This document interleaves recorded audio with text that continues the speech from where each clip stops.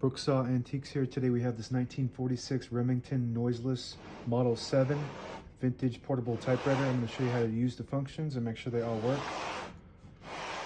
Up top is the adjustable paper guide. This helps you guide the page in straight, and I'm going to line that up with the edge of the platen, which is the main roller that feeds the paper. And behind this flip panel are the margins. You just push it down like a button and move it. Make sure that they're in between these two paper fingers up front, or else you'll type over those and get stuck on them. So I'm going to move it pretty close to those edges and then test it. Looks good.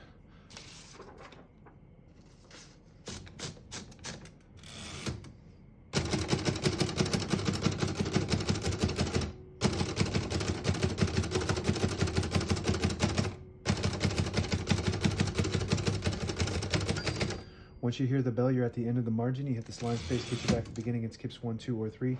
Right now we have it on single, but if you want double, there's a switch right in between here. Move it down 1, it skips 2. 1 more, it skips 3. Works good. We're going to keep it on single and finish typing.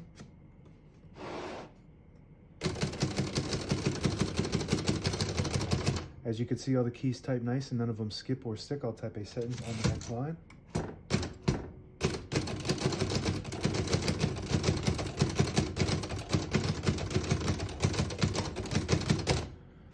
Very nice typing machine.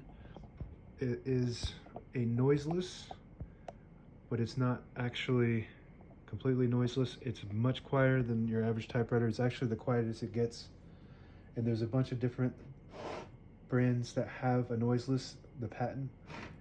Basically what it is it, instead of slapping up from the bottom and just slapping the paper, it punches it, kind of like a straight punch, and more of like a kiss instead of a slap. To pull the page out easy, there's a switch on the right side. You just flip that back and it unlocks the rollers underneath the platen, allowing you to pull the page out easy or load thicker paper like carbon copy or cardstock. Make sure you flip that back before you load the next page, or else it won't load correctly.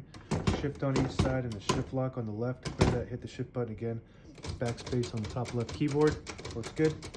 Tab on the right side. This has 2 manual tabs, and you can get more of these. They sometimes get lost because they can fall out, and you just pull it out and put it anywhere on this rack. It's got a scale on it to tell you exactly where you are, and when you hit the tab button, it will stop at each one of those.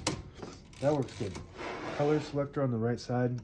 If you have it in the middle, it won't print anything at all. If you have it on the bottom, it prints the bottom portion of the ribbon, and when you have it on top, it prints the top portion of the ribbon. Right now we have a solid black ribbon, so we're going to use this top side. Margin release. When you get to the end of the margin, there's a block, so it won't allow you to type past it unless you hit that margin release. It allows you to go all the way to the end, or if you get stuck on that paper finger.